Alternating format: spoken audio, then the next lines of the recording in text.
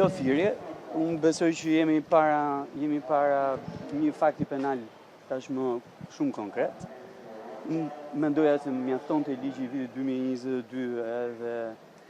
vendimi i Këshillit Ministrave që përcakton qartë që toka nga Via e Lumit deri në Argjinatur është tokë shtetërore, e patjetërsueshme edhe pa parashkrueshme. Po me që zotrinjt në seancën që shkuan, insistuan në këtë pikë, dhe unë doja shumë që të vinin në këtë pikë, kam depozituar sot pranë gjykatës ligjet, pra aktet ligjore që nga viti 1958,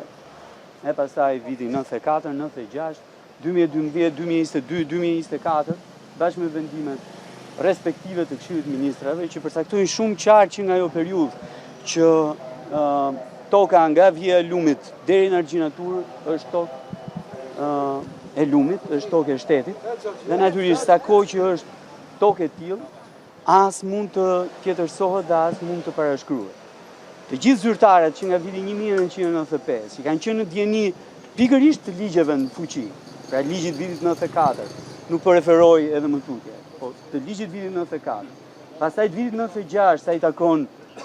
Komisioni Kthimi Konversimit Pronave të Lushnjës, po edhe zyrës regjistrimit pasurive pa lujshme, që ka bërë regjistrimin e asaj prone apo atij vendimit Komisioni Kthimi Konversimit Pronave në vitin 98 dhe të gjithë zyrtarët e këtyre institucioneve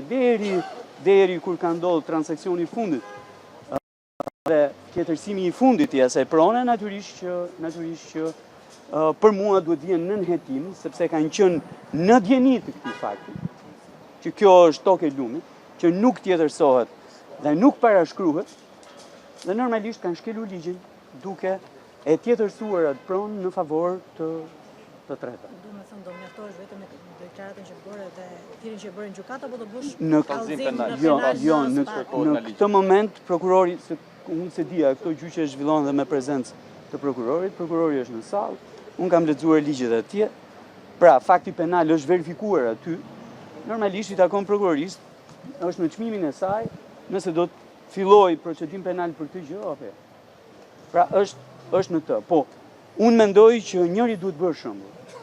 Pra, në gjithë të histori,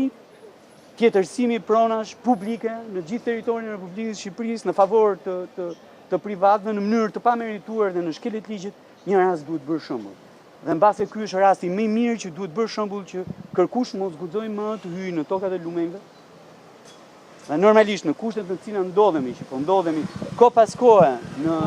gjendje të fatkeqësisë natyrore, për shkak të tjetërsimit të tokave, shtretëve të lumenjve e kështu me radhë, duhet ndeshkohet dikush që të tjerët mos guxojnë më atje. Ndërkohë që sjellja e zyrtarëve të shtetit në këtë rast, atyre komisioneve të famshme të kthimit dhe kompensimit të pronave të viteve 92, 95, 96 deri në djegjen e të gjitha arkivave,